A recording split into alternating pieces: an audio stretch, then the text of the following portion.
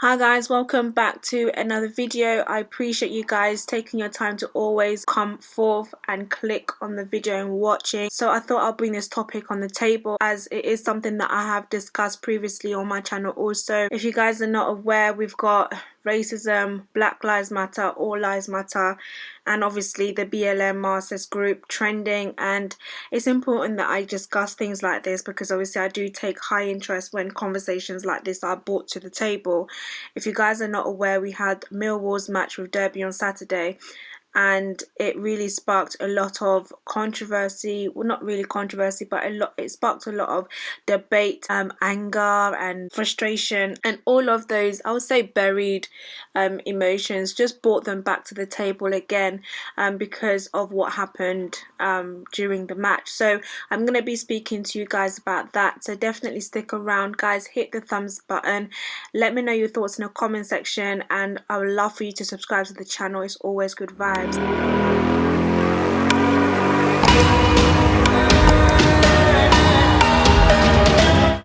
So we had the Millwall's match with Derby on Saturday, and it was the first time their supporters were able to watch from the stands since the pandemic.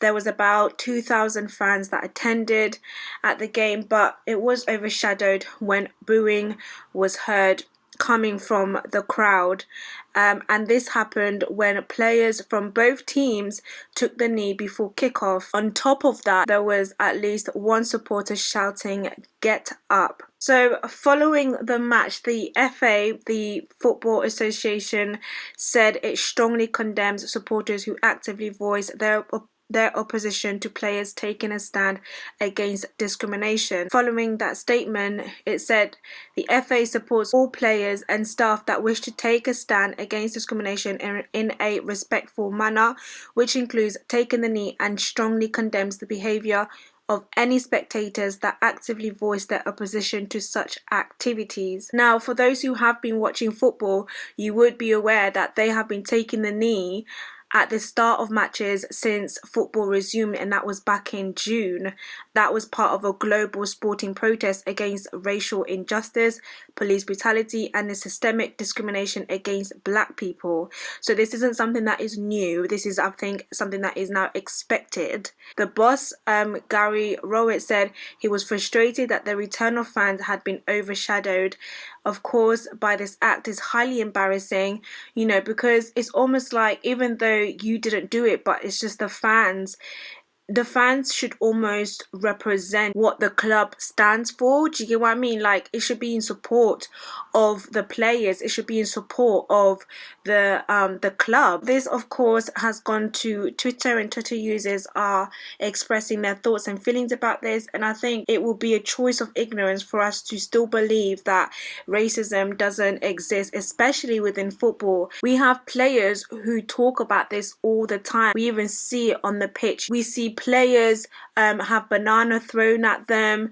There's all sort of things that happen. We even had Anton Ferdinand, who had a program on the BBC talking about football racism, and me, that was what his show was called, and he expressed even the experiences that he had to endure. Of course, it's not everybody that is thinking like this, but the fact that this still gets highlighted, it's just to show that we still have work to do. And for you, if you are somebody, an individual who is in denial, it just means that more conversations needs to be done about this, because there is we clearly just keep going around in circle, and there isn't a deep enough level of understanding, empathy and compassion towards this conversation and dialogue.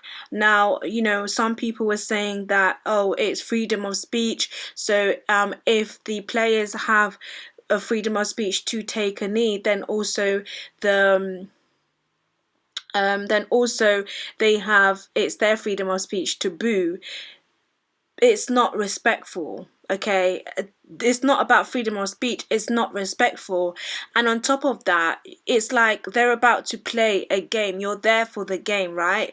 Okay, but this is something that is set to happen, you are aware of this. So if you are aware of that and you come into a football match, that means that you're already premeditating that a minute that happens, I'm going to disrupt it by booing. What do you gain out of that? You're just a disruptive person. And it's crazy to me that still at this point people cannot differ the Black Lives Matter Marxist group from people protesting that the lives of black people should also matter. At this point, I think you should be able to know that there is a difference. So when we are saying that until the lives of black people matter, then we can't be comfortable to just say that all lives matter, because of course all lives matter, but from proven facts it's not the case. The case is the lives of black people are not treated the same in every area, in employment, in sports. We just need to keep having the conversation.